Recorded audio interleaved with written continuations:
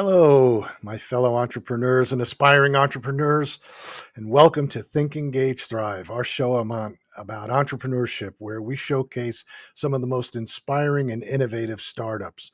If you ever thought about starting your own business, you want to watch and listen. We're going to tell you the good, the bad, the funny stories of startups, and we've had some great founders on, people that have started some outstanding companies and have grown them, some to hundreds of millions, some to even more than that. But there's some underlying lessons that they give, and believe me, I've done enough startups to know about the problems that we'll all face when we do them.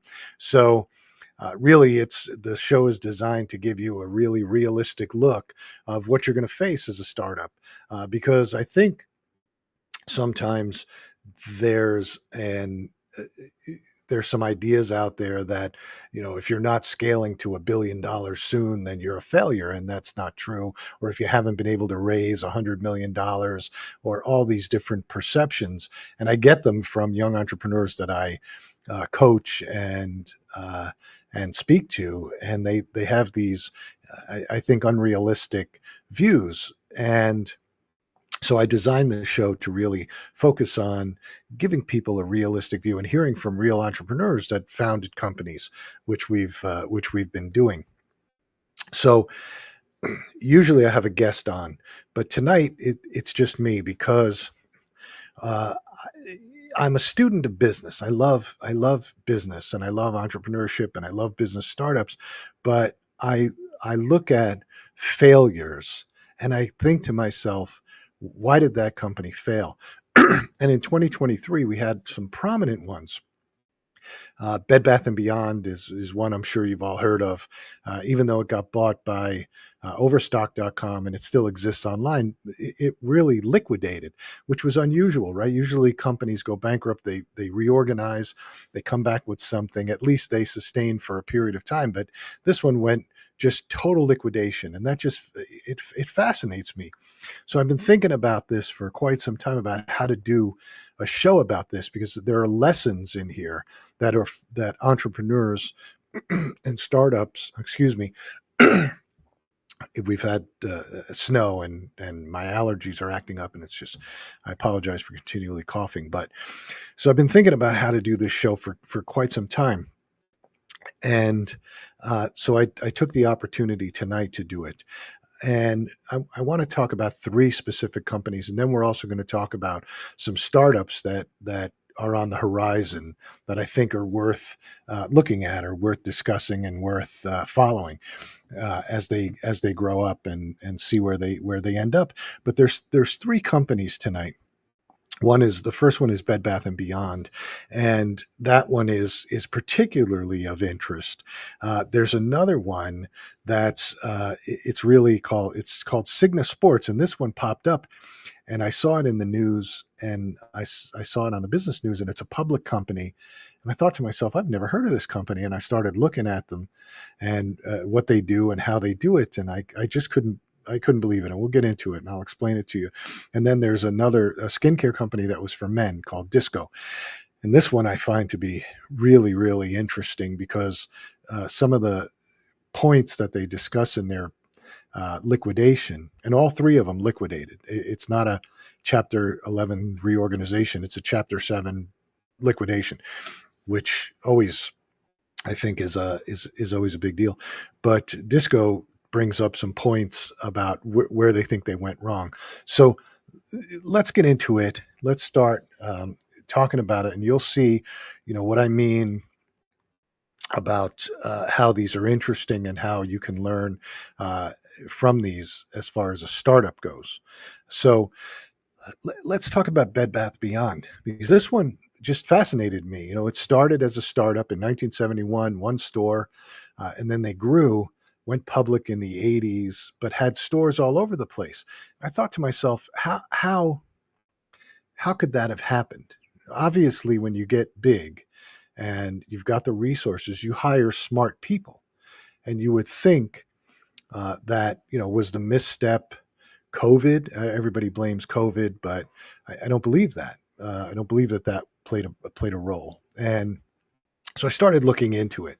Um, you know, and of course, the first thing, the first thing that everybody, that all the press jumps on with it is Amazon killed it.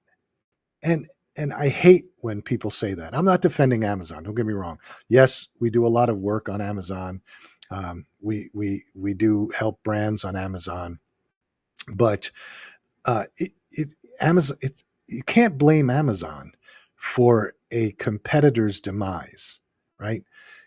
Amazon doesn't make customers, they don't put a gun to customers' heads and or strong arm them somehow and say, hey, come over here and buy. They're obviously doing something right because customers go there and buy. It's the same discussion about Walmart. Oh, Walmart kills the downtown businesses when it comes into town. Well, a customer has a choice. If a customer wants something, they can go to a downtown business or they can go to Walmart. So if they're not going to those downtown businesses and they're choosing to go to Walmart, that's not Walmart's fault because they're obviously the customer made that decision because they weren't getting service the way that they wanted to from that other business. I'll give you a personal example. In my market, in supermarkets, we have Giant Food and Safeway and some other stores. And there was a Giant Food store that was in this one location and it was doing a huge amount of volume, huge. And they just took they just took for granted that the customers were going to continue to come there. Well, all of a sudden, Walmart, I'm not Walmart, what Wegmans decides that they're going to build a store. If you've ever been to a Wegmans, they just made a big to do about the one that they built in New York, but they're a New York based company. But now I think they go down as far as North Carolina and as far north as Massachusetts, maybe even further, and as far west I think as Ohio. But they're a beautiful company, great supermarket, lots of activity, lots of great products and an enjoyable shopping experience. And the stores are always fresh and clean and busy. And so this giant that was doing phenomenal business for all these years, all of a sudden they hear that Wegmans is coming. Now they start to remodel the store. Well, why didn't you remodel the store before? Were the customers not worth it? You're just feeding off of the traffic. You're just expecting the customers to continue to go there. Well, Wegmans comes, opens up their store, and takes probably 3/4 of their business away. And it's not the customer's fault. It's not Wegmans' fault. It's not the customer's fault. It's the retailer's fault. They had those customers. They just weren't taking care of them. So Wegmans comes in, takes better care of them, and they move. So anyway, so whenever whenever the press says, "Oh, Amazon did it," it's not Amazon's fault. If Amazon is servicing the customer better than Bed Bath and Beyond, and we'll talk about exactly why, right? So um, so these are the keys to why it failed. Believe it or not, Bed Bath and Beyond failed to embrace e-commerce. Okay? They failed.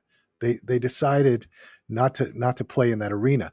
And when you look back, I said before, you would think that a company that size would hire intelligent people to run the company.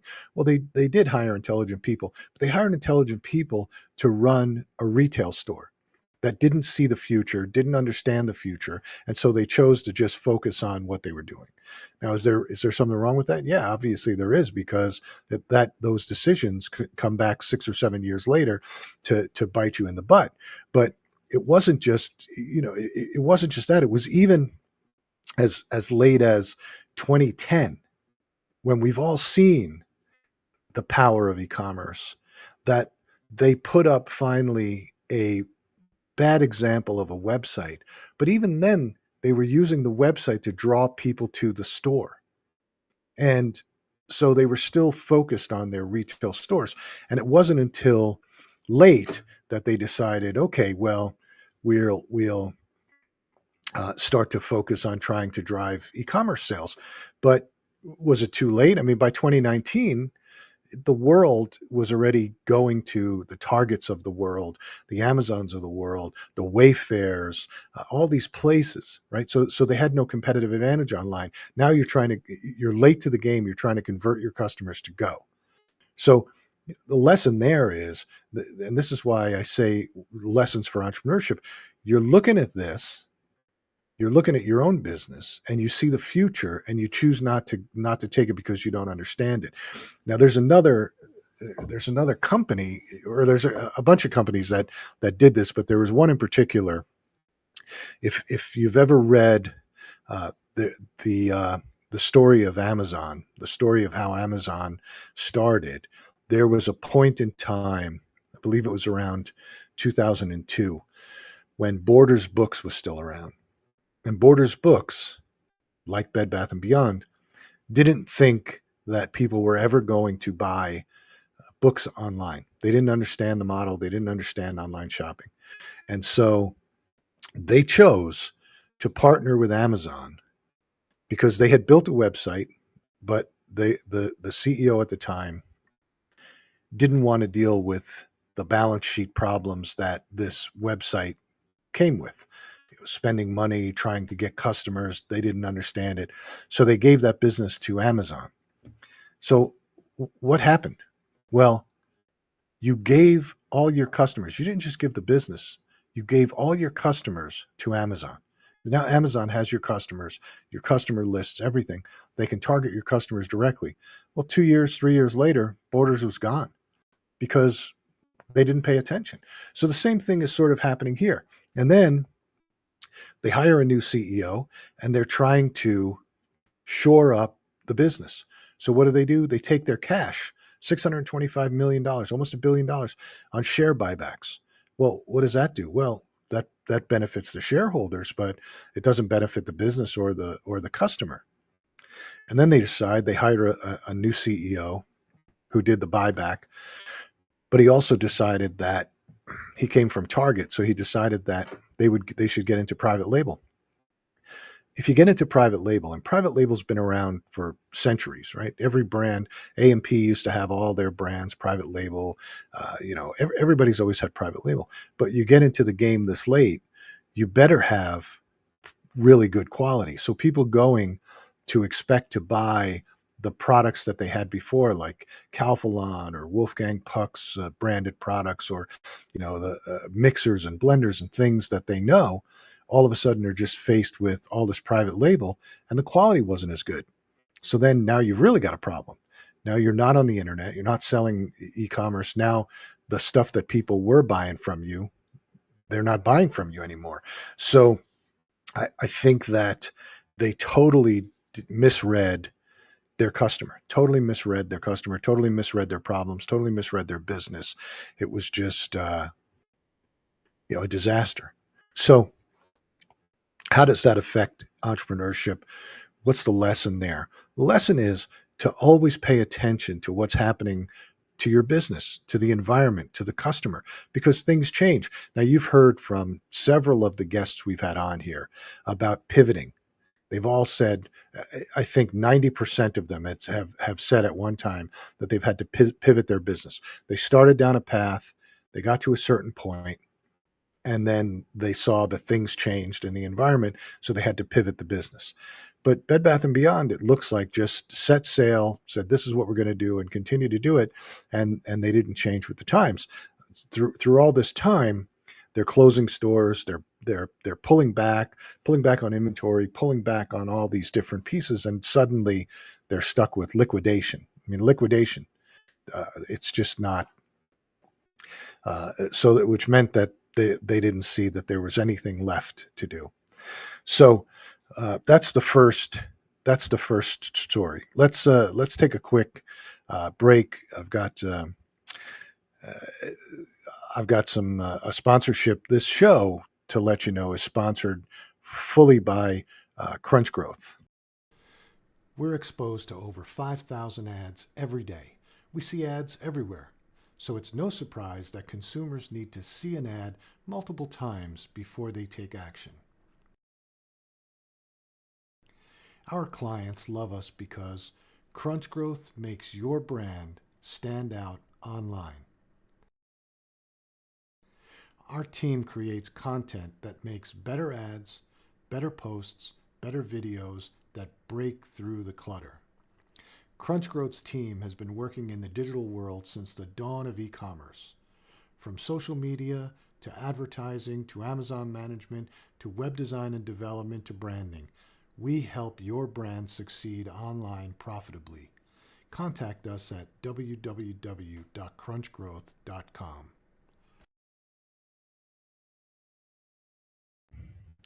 Okay, welcome back, and let's talk about the next company, because this one you've heard me talk about this style of business before on this show, and I've had some negative things to say about it, and here's why. This is a company called Cigna Sports, and this is the one I said to you. I saw this one pop up on a business site saying, they're liquidating Cigna Sports, $3.8 billion company, and they're liquidating. And I thought, who? They're a New York Stock Exchange based company, and I've never heard of them. So I started to do a little digging, and and what I saw was essentially a company that was a reseller. So the reseller model, to me, people that go out and take other brands. You see this on Amazon, resellers, people that go out and buy Crest toothpaste and try and sell Crest toothpaste profitably. You're all you're doing is transactions, right? It's just transactional. You're not building a brand. You're not building something for yourself. It's transactions, and you're at the beck and call of whatever brands you're selling. If you can't get Crest toothpaste this week, you can't sell Crest toothpaste this week. So you're really not building anything. So you're not building an expectation for the customer. Certainly, there are resellers. Don't get me wrong. There are resellers that can build a business and build that business into a brand. Chewy is a great example. They sell pet food. They sell other brands of pet food, but Chewy itself has become the brand. And they've done it by excellent customer service. They've done it by fast shipping. They've done it by friendly service, communication, all those pieces. And so when you see Chewy and you say, well, I can buy from PetSmart or I can buy from Chewy, 90% of the time people buy from Chewy that comes directly to their house. So they made it convenient. But so they've built a brand around reselling. But this company basically never made a profit. And in fact, when I look deeper at the numbers, there are plenty of companies out there that grew, that were on a hockey stick growth, that never made a profit, right? But they had positive cash flow, or it took them 10 years to make a profit, but they had positive cash flow, right? There's a difference between making a profit from an accounting perspective and a tax perspective and positive cash flow. As long as your cash flow is positive, you can continue to grow and you can continue to reinvest in your business. But this company, not only did it never make a profit, it never had positive cash flow. And so what happens is you're constantly, to support the business, you constantly have to raise capital. And you're raising capital with the hope that this next round of capital, you're going to be able to turn a profit. Well, that never happened. And I went back 10 years and looked at their numbers, and it was really bad. And so what they were doing was they would they were setting up websites. I believe that they had over 80 different websites, right? And they set up websites for tennis and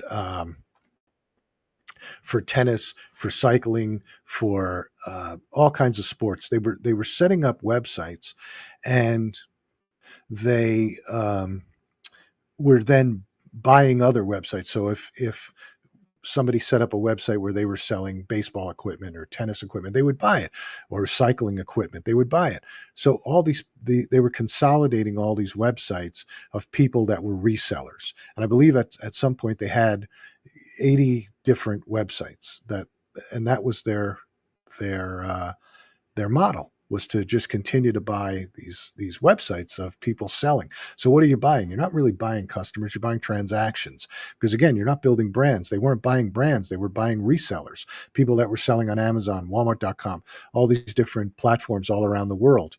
And so this is a statement from Jacob Dudek, who was vice president of the company. He was actually the second employee of the company from when they started. And this is his account. He wrote it on listing LinkedIn. I lost my job on Friday, October 20th. This was this past October.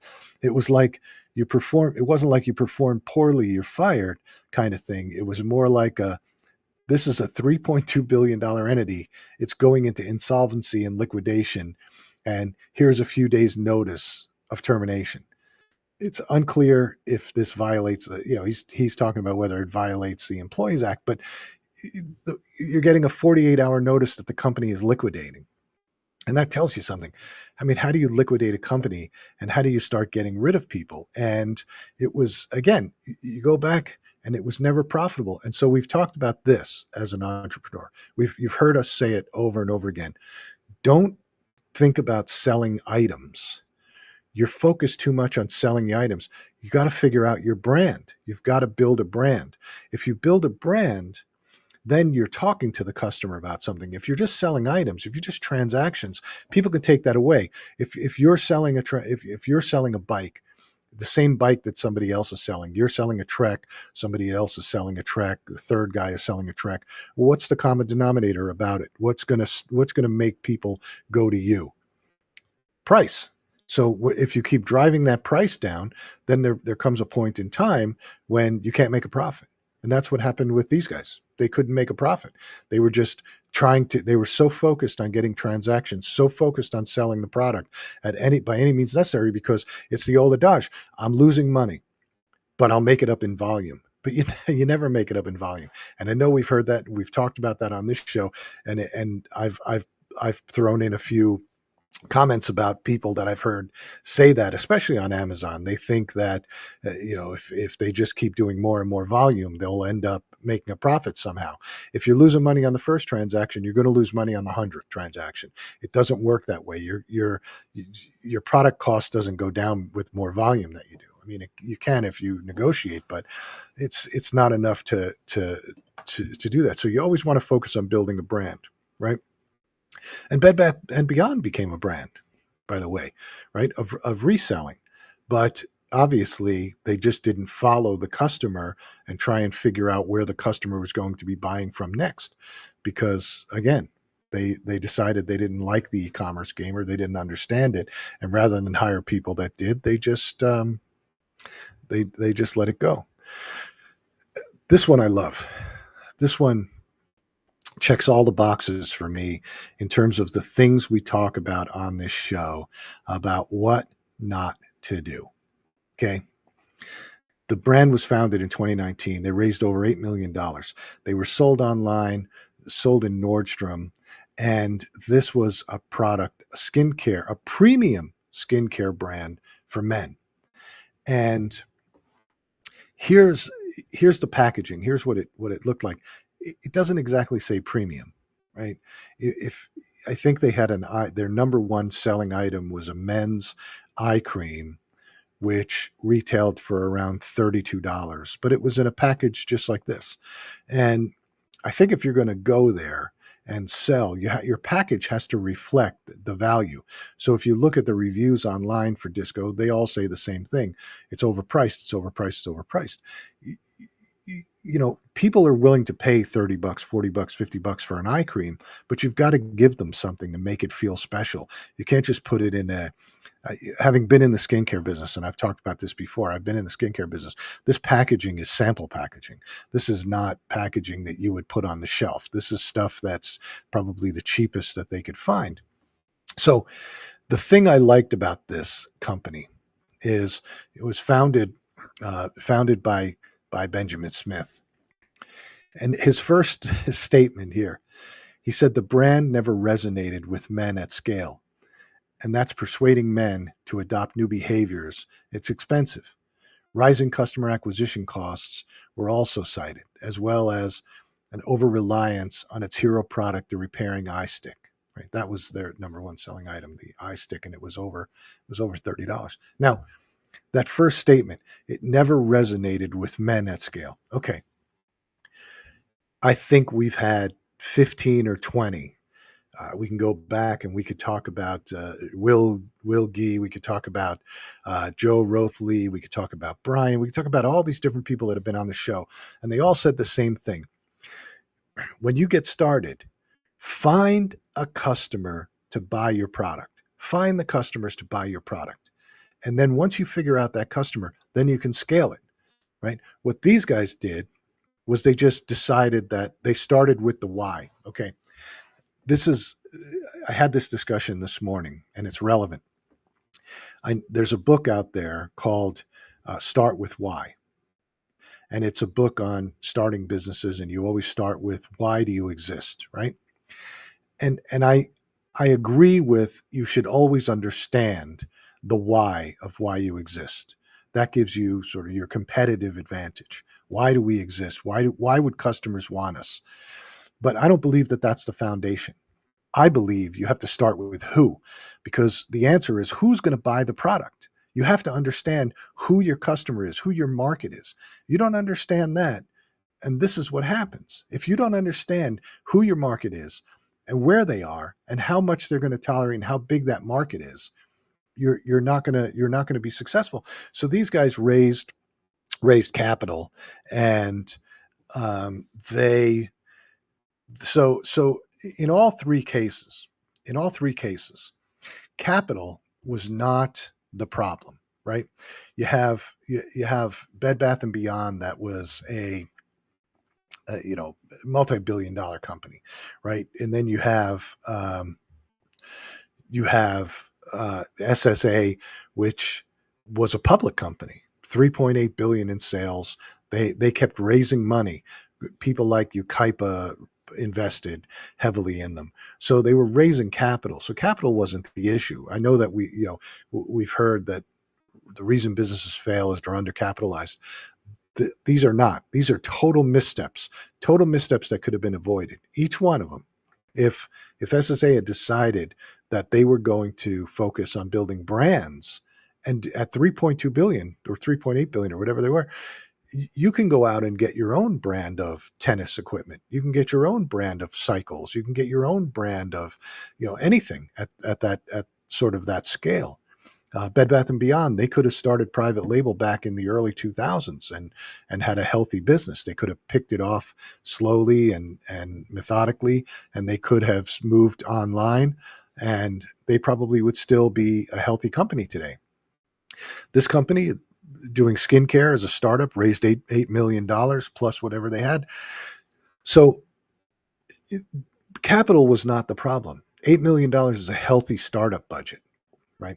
I've started businesses with less and gotten further. So I just want you to, I'm going to read to you what he said. I just grabbed these points because these are nothing more than excuses. These are nothing more than saying, I did not do my homework. Okay. His other one is, skincare is a category. Selling skincare to men is even more difficult. He said, persuading men to adopt new behaviors is an expensive marketing challenge. Well, that just says you didn't do your homework. Yes, skincare is a very difficult category. I've been in it. You have to have a competitive advantage. You've got to have something. But here's the thing about skincare. What you're selling is you're selling results. You're selling youth. Everybody wants to look and feel younger. So that's what you're selling. So you're not selling skincare. You're selling the result of skincare. You're not selling an eye cream. What you're selling is, or an eye stick, what you're selling is the reduction of fine lines and wrinkles, or help with the reduction of fine lines and wrinkles. So he obviously wasn't focused on the result, and persuading anybody to change behavior is difficult. So you're not trying to change behavior. You're trying to fit into their existing behaviors. Men groom just like women groom.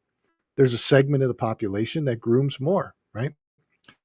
He said, and this is another great one. He said that when Apple changed how products could be sold on its platforms, Apple doesn't have platforms to sell, so I don't know what he was talking about.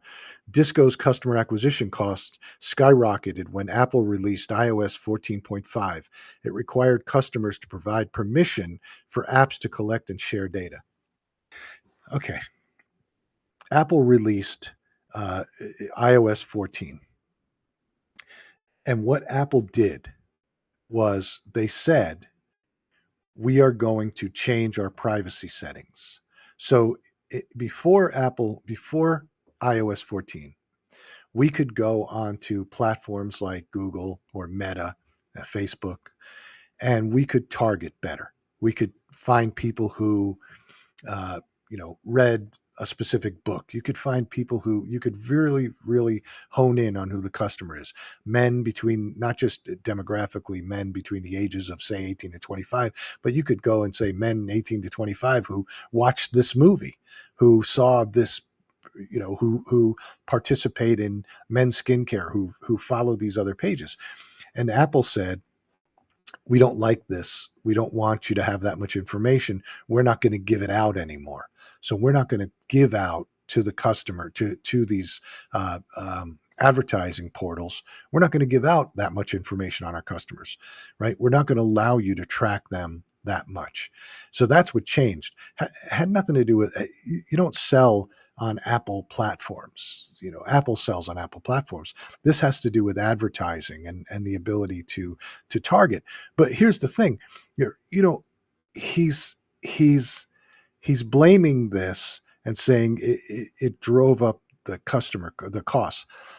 It drove the costs up, yes, but what it really did was made us have to shift again as a marketing firm, as marketers. We had to shift. We saw it. We knew it was coming. They gave us about a year's notice, and we had to make changes. We had to say, okay, well, we're going to approach this in a different way. We're going to have to do things more creatively. We're going to have to figure out a more creative way. So, to me, blaming it on the iOS 14.5, it's just an excuse. It's another excuse. Skincare is a tough category. Yeah, it's a tough category. And you know what?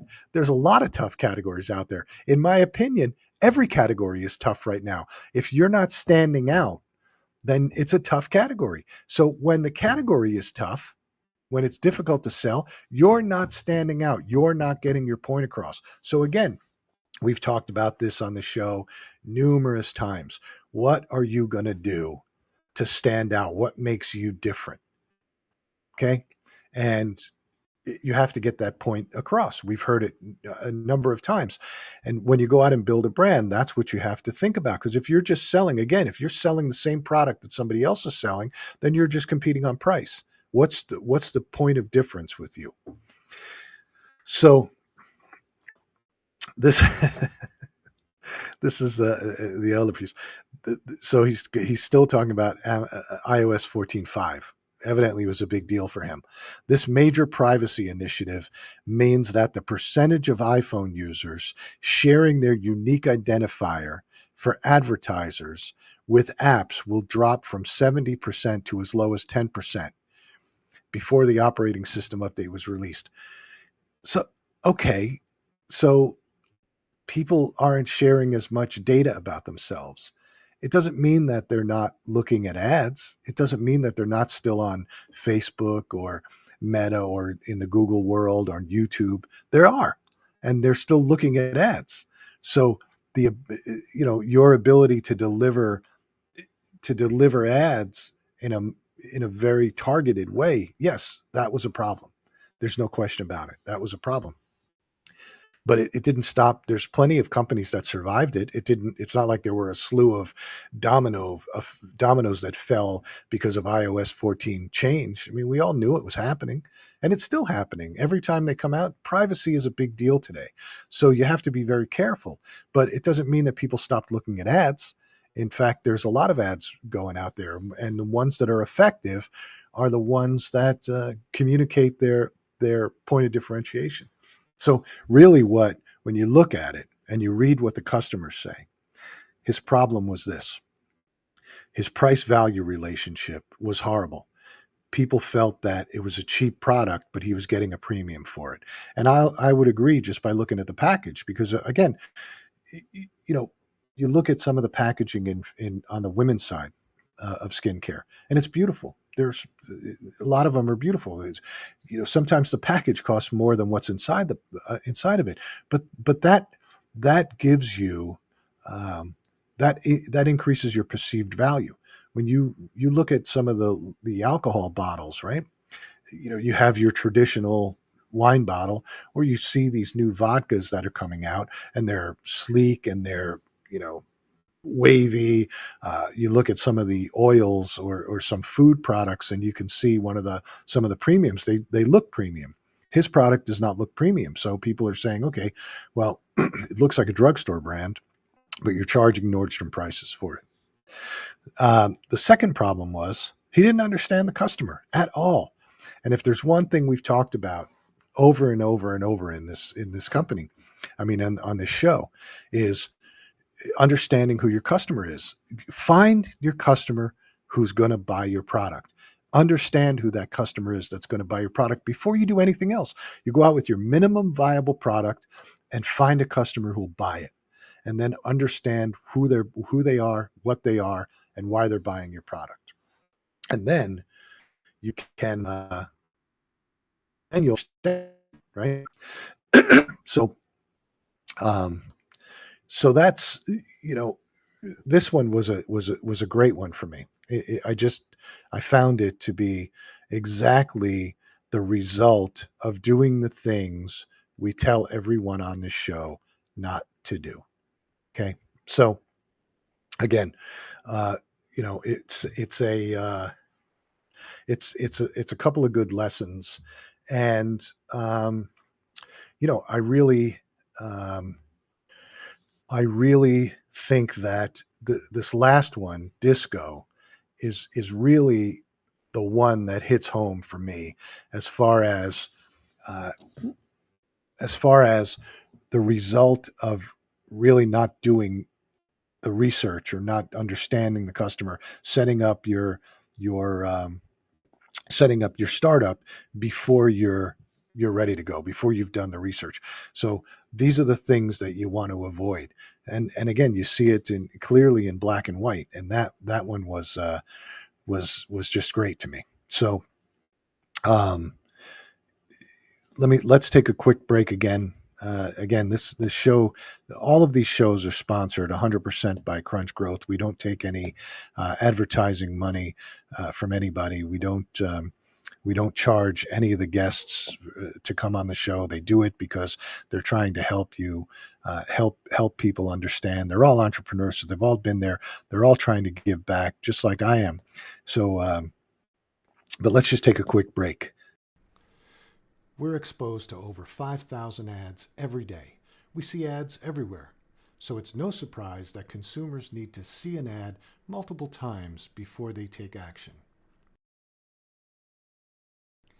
Our clients love us because Crunch Growth makes your brand stand out online. Our team creates content that makes better ads, better posts, better videos that break through the clutter.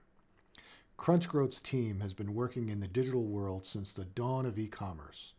From social media to advertising to Amazon management to web design and development to branding, we help your brand succeed online profitably. Contact us at www.crunchgrowth.com. Yeah, we're back. Thank you. Again, Crunch Growth sponsors it, so because there is a cost to putting the show on. But let's talk about the future. Let's talk about some really good startups that are coming up, and hopefully we're going to target some of these founders to get them on the show. So that'll be interesting.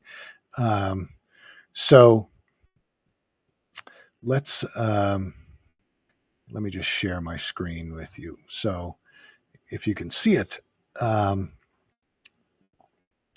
yeah. So here's these are top 25 startups from 2023. Obviously, and we've talked a lot about this on the show about AI, and of course, you're going to see a lot of AI uh, startups coming, right? So this one is this one's backed by the Bill and Melinda Gates Foundation. So again, I don't think you're going to find much, need for capital here, right? So, and when you think about it, it's Microsoft. I know that Bill and Melinda Gates Foundation is different, but Microsoft is a big investor in OpenAI, which is obviously you've all heard about ChatGPT. So they very interested in AI and what it does, and this is a data analytics platform. So really, it's really focused on learning quick, large amounts of data, satellite images, things like that, right? SoundHound is another AI product, right? Another one, 351 million and I think they're pre-revenue, and they've raised a ton of money. But you can create customized conversational assistants, use it in languages, tones, messaging. A restaurant can create a voice assistant for automated phone ordering. Car manufacturer can use it for in-car voice assistants. So interesting, right? Another interesting thing. Like I said, filled with AI. Filled with AI. Somebody said to me the other day that watching this happen with AI is equivalent to watching the dawn of the internet. So I'm sharing this with you because a lot of prospective entrepreneurs, a lot of the people we've spoken to are looking for businesses around AI. And what I'm trying to say is, look, here's what some of these people are doing with it, and here's where where you're seeing, uh, you know where you're seeing the money flow to, and the interest. So again, sales and marketing. A lot of these things are automation of tasks, right? Automation of customer service, automation of contact forms, customer engagement, that type of stuff. Um, this one I thought was interesting, and I did a little research on it. Snack Pass, which is using food ordering on social media. It focuses on pickup orders, so you can restaurants and food retailers can advertise, and you can place your order for pickup right on social media. I, I'd be interested to see where this goes. I'd be interested to see, um, how that one works out. Another one regarding Eatigo is another one. It's a reservation platform, and they use it. It's evidently big in Asian countries, but a lot of these you're going to start to see, in this country, right? So it's TripAdvisor is a big investor in it. So when you're traveling, you can find great places, make reservations to eat. But I think it's interesting. Um, you know, educational technology. We had Brian Carlson on regarding education technology and AI. And if you remember, he was on and he was talking about the book platform he was building, where kids can build their own books using an AI engine that he has. And so um, these what this is doing is taking nonfiction books, giving it like a 15-minute read, audio tracks. I'd be interested in seeing how far this goes, because I think that there's better things out there from an ed tech platform. This is sort of what were those books that used to buy when you were in college or high school, where they summed up, I can't remember what it is, but anyway, it's the same type of thing. Babbel, I think we all know, but they just raised a ton of money. It's a language learning app. So Real World is another educational tech company. Bezos is an investor in it, and it's tools and resources for young adults to learn life skills. filing taxes, building credit. I think this is probably a great product um, once they get it moving. So I think paying attention to that, even though it's been out there since 2017, sometimes these guys they get founded in like 2017, but they don't actually have a viable product until 2020, 2021, because they're spending their time doing the development. So the time that they find from founding isn't the time that they launched. So at a $7.7 million round sounds like an A round to me. So they're probably just getting going. And then this one is interesting. Um, this one is allowing people to invest in private markets and using blockchain to uh, to basically protect your investment. Right, blockchain is supposed to be totally secure, but it giving average people the access to real estate deals, startup equity, things like that.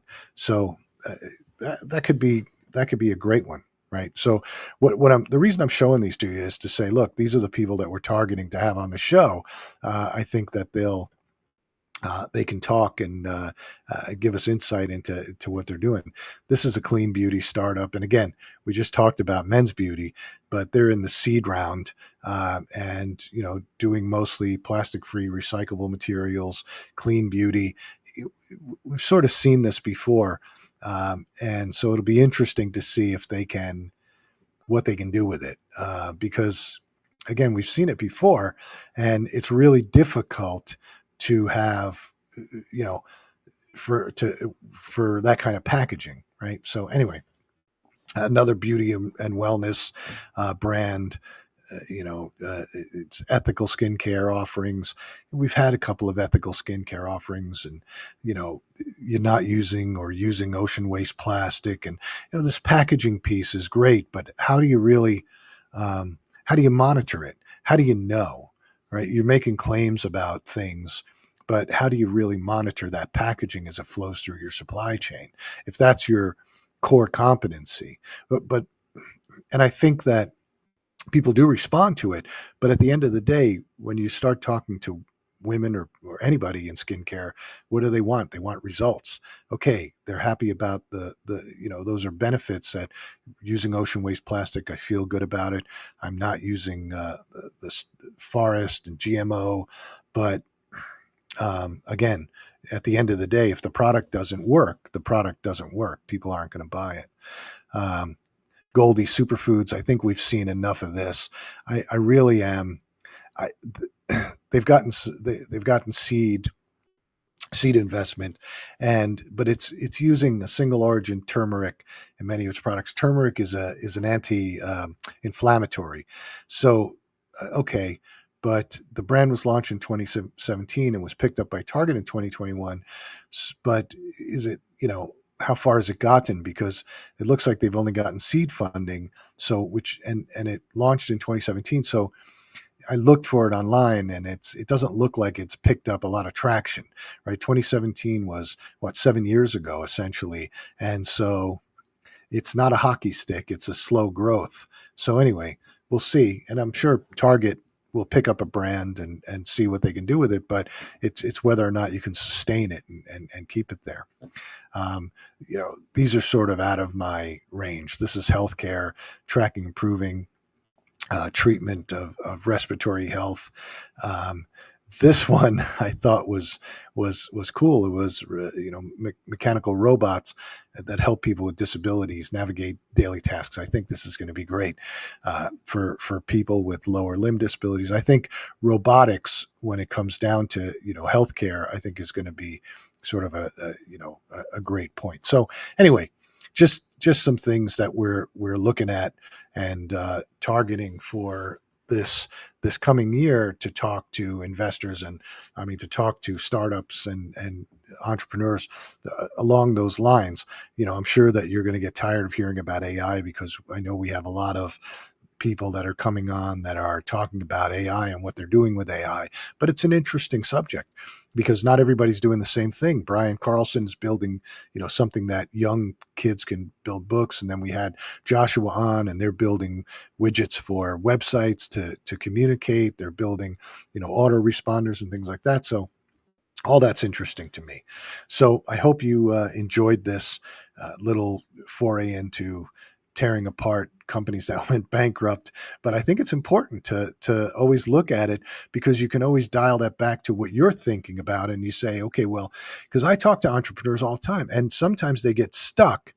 I had one guy last week. I'll tell you, one guy last week who was asking me questions. He's got it in his head that he wants to uh, go and put signage in unusual places to sell products. And I gave him a book to read, and I said, I'm not going to tell you whether it's a good idea or a bad idea, but just read this book. And it was a book called Why We Buy by a guy named Paco Underhill, and it was all about how people respond to signs and where they see them when they're walking and how they look and but he read the book, got it on Audible. He read the book and he was still stuck on the idea. And I said, okay, well, go ahead. And to me, that's a person that's not taking counsel. He's not thinking about the customer, because here I've given him something, and I'm not saying I'm right or wrong. I'm just saying I've given him something, and I expected him to come back and say, yeah, I got to adjust this idea based on what I just learned. It's the same thing with some of the what we read about Bed Bath and Beyond and SSA and Disco skincare. It's sometimes I think entrepreneurs get stuck in one thing, and they think they're right. And even if the facts show them they're not, they still head down the path, and that's when they get into trouble. Because Disco, had he spoken to somebody in the beginning or done any research or talked to the customers in the beginning, I think he would have changed direction. Even if he changed the packaging, I think he possibly could have carved out a niche for men if he had looked at the packaging a little bit differently and really targeted a higher end male customer. So anyway, I hope you enjoyed it, and we'll be back next week. We've got a couple of great guests coming on. We try and get more women on, because I think there are some women out there doing some great things, and but we've got some great guests coming on, and some repeats that are back to talk about some other stuff, and some great entrepreneurs from around the world, so that are coming on in the next couple of weeks. So enjoy. Thanks for tuning in. We really appreciate it, and again, have a good week, and we'll see you next time.